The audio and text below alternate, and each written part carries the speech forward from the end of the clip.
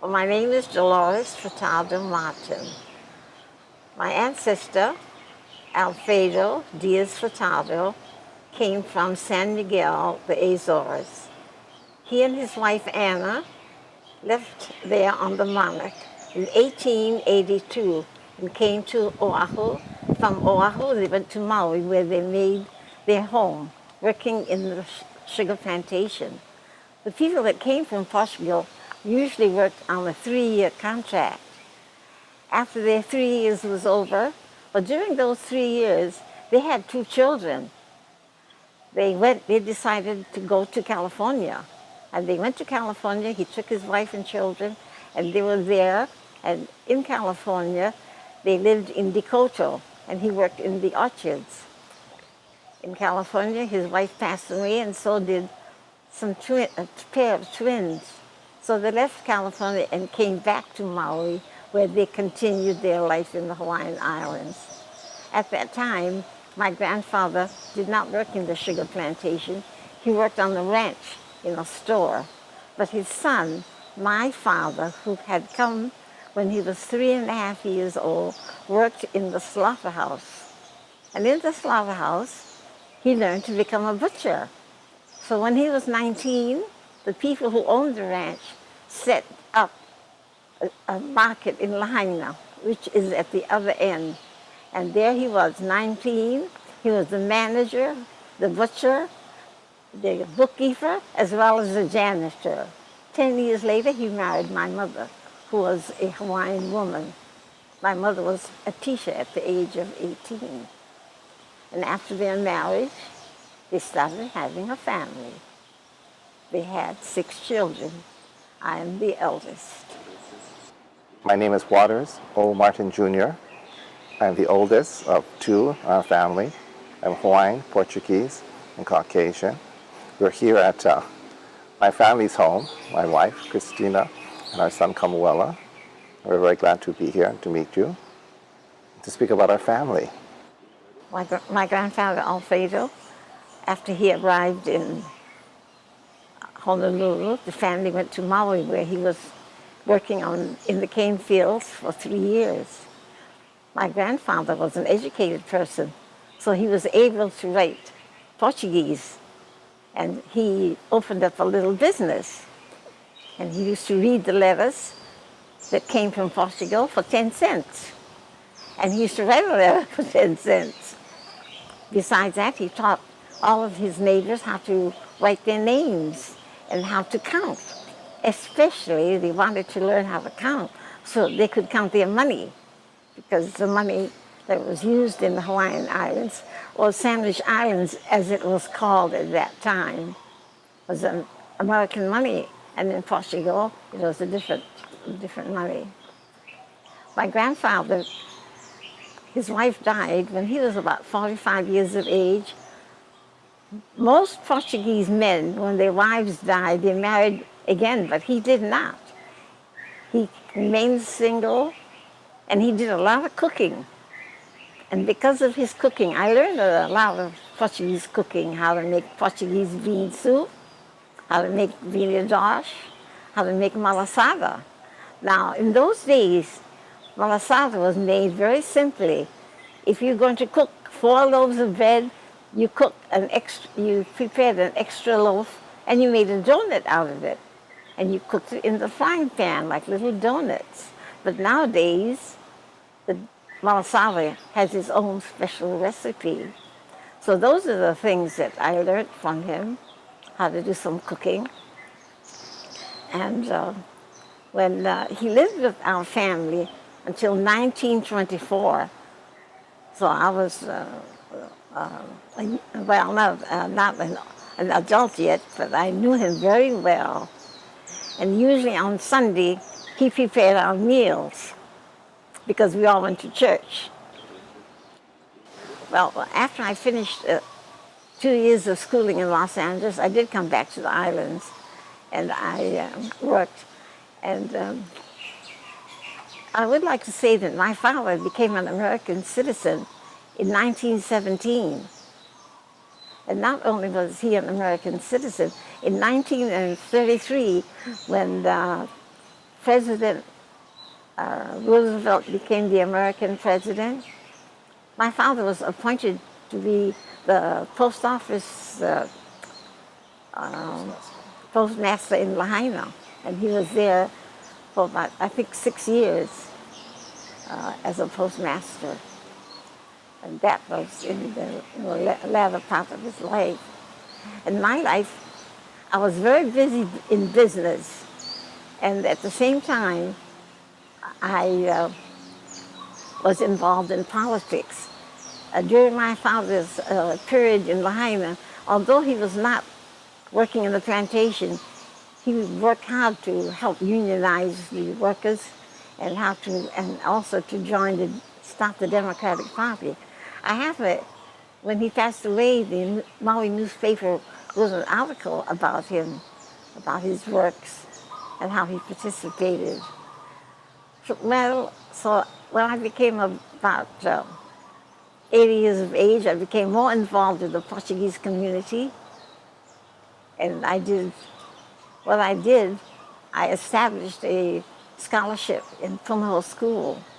And at Punahou School, I have a scholarship, Portuguese preferred, and it is a merit scholarship. So you have to have a good grade. And not only do you have a good grade, you have to be a student who does a lot of school activities. This year I had 14 students who received my scholarship. Another thing that I have done for the last 10 years is to try and get a stamp for the contribution of the Portuguese people. My first application to the Postal Department was about the Portuguese migration to Hawaii from 1878 to 1913. I tell the life of many, many Portuguese and different things that they did. Unfortunately, I did not receive a stamp, so I tried again. So for the second stamp, I tried to get a centennial stamp for the Portuguese that came on the SS Victoria in 1899. However, to get a centennial stamp, you have to have 3 years, and I only had 2, so I was not successful. So my third application is about the ukulele, the musical instrument that the Portuguese people brought here. Many people think that the ukulele is a Hawaiian instrument, but that is not so. It was an instrument brought by the Portuguese on the second ship that they came. And the people who brought the ukulele were not musicians. They were instrument makers and cabinet makers. So that's a very interesting part of the Portuguese life about the ukulele. Well, my ukulele application is being considered, and I'm hoping that maybe I will get a stamp. As a Hawaiian, living in the Hawaiian Islands, I think of myself first as a person who is native Hawaiian. My grandfather I know is Portuguese, and being a Furtado, it's a very Portuguese name, and so growing up I knew that part of our history. My father came from Alabama, and so he's very American in that tradition. So in our home we were Hawaiian, so Hawaiian traditions and American across traditions.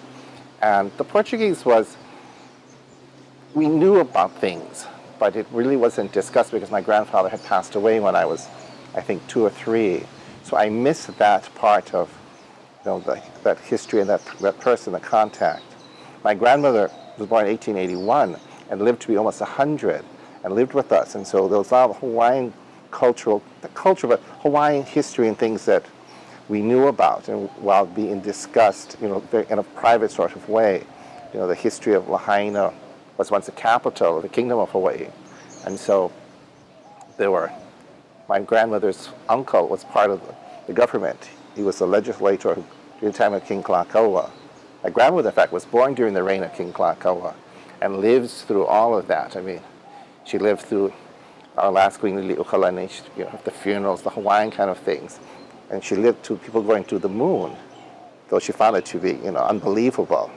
I think as a school teacher, that's an interesting part of, of the time she lived in, because she lived from the time of the Kingdom of Hawaii, all the way to the United States, when we became part of the United States. Recently, probably, we've become more aware of the Portuguese things, culture, and I've gone to like festas and, that part. Food is a little bit, we sampled some of that, but mostly malasadas, things like that. The Hawaiian Islands, well, we are part of the United States, and something that happened just recently, in the last 100 years. We are not really part of the continent. So I think if you live here, we are different in that sense. You can't get in the car in Los Angeles, say, like in Los Angeles, you can drive to New York. We must fly, or we must travel by boat. So I think historically, there is a 2,500 mile difference. And we look upon ourselves in the Hawaiian Islands, as Hawaiian people, as Japanese people, Korean people, English, American people, that they have had their own culture, history, and, things that identify themselves and their, race and their traditions to themselves, and yet at the same time it's shared. Right now we just had the Japanese One Festival. It was a religious sign for the dead, and, you see not only Japanese people go, but, other people have gone and participate in that. And so I think we're very comfortable going in and out and very respectful of other people's culture. Especially like the food here, it's amazing. And if we do travel, we're used to eating Japanese food or Chinese food. We're used to eating, all types of American food, and that is a plus, I think, for those of us who live in the Hawaiian Islands and who happen to grow up here, because we can, share with, the other races and very comfortable going in and out, I think. And my scholarship is the largest scholarship, largest merit scholarship at Puno School. They have many scholarships for the needy, but mine is a merit scholarship. Of course, if my Puno student is needy, they can participate in both areas. But my scholarship is a full scholarship, so, well, the other scholarship, they don't give a full scholarship. And all the children are Portuguese. Mm-hmm. There's been, I think, the last 10 years, there's been over 150 students helped, through the tuition. So you see all the Portuguese names. That's great. It's amazing. That's great. So basically what you are saying is, even today we have a lot of Portuguese descendant people here, or one-fourth or something like that. So Oh, yes. in your scholarship, you privilege like to someone that is like 50% or 100% Portuguese descendant, or what is the percentage of Portuguese blood that you need to have there? No, in my politics, it doesn't have anything to do with race. It is more philosophy. No, but for your merit scholarship, do they Oh, need- you mean at the school? Oh, Yeah, yes. yeah. Yes, it is Portuguese preferred, because as you know, in this day and age, if you, what would you say, just only Portuguese or only this, the government comes after you. So my scholarship is Portuguese. But there's no preferred. blood quantum.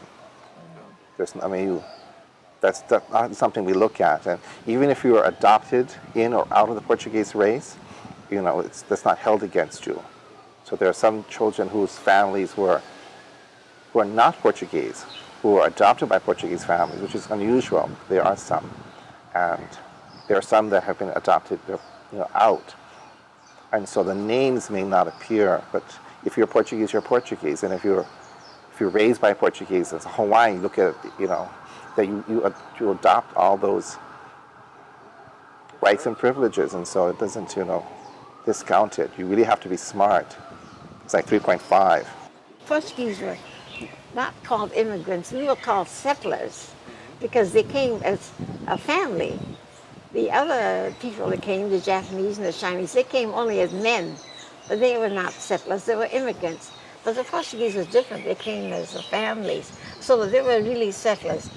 Although life was hard, if you look at the Portuguese now, they've made something of themselves, they've worked hard and made a place for them in the islands. Yeah, that's very unique to see their stories compared with other groups in terms of Yeah, because I think the Chinese and the Japanese thought they were going to go back, and Chinese do 1917, there's that big revolution. They go back to China. But the Portuguese, they came here, they were not going back. My great-grandfather knew, I guess, when he left, San Miguel, that he was never going to be back there. He'd never see his family or his relatives because he came with no relatives.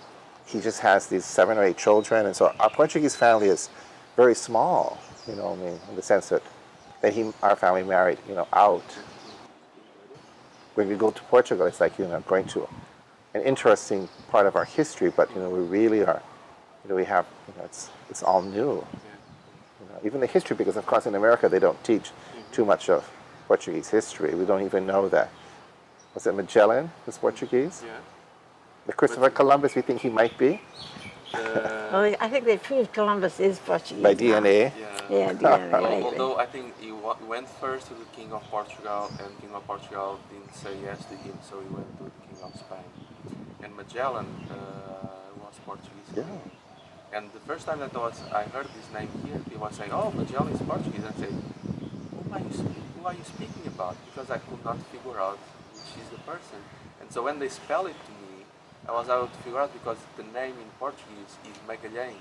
More difficult to say. Not Magalhães. This is his name. That's interesting. So yeah, because I think when we've learned, more about our culture, what the Portuguese side, it was very interesting how that they were the ones who they sailed the world. Oh yes, they were great explorers. They had the sextant besides the compass. The compass, the Chinese had the compass, but the Portuguese they had both the sextant and the compass. Yeah. And yet the Hawaiians, when you read about, they're able to travel with stars. What they were able to do was quite amazing too. And one of the stories that people are trying to remake about Hawaii is precisely that one of the first navigators to discover Hawaii was a Portuguese in a Spanish boat. And Right. I think they had maps, and when the Cook was, or the British Armada captured that boat, they have access to those maps, and they try to come here to figure out. So Yeah, you read about that. Yeah, they but think about. that Henry the Navigator never went to the ocean. He only did his maps. Yeah. But he created a school that allowed other people. Yeah, it's quite amazing. I think sadly, but in the sense that, like the Portuguese, we're like the Polish jokes. There's Portuguese jokes, and it's just like in America when they, the continent, when they do that. And I think sadly, that has not been, a positive thing. It's kind of funny, maybe we, as Portuguese people, they tell these jokes, but when other people are telling them, it's not funny, and. Because it's putting Yeah. Portuguese now. It's like Portuguese, like talk about the Portuguese astronaut. I mean, 20 years ago, he talked about, how are you going to get there? And the answer is, we're going to go at night. That's, not really funny. It's kind of funny, but anyway, but you hear, and so Portuguese jokes are, very negative.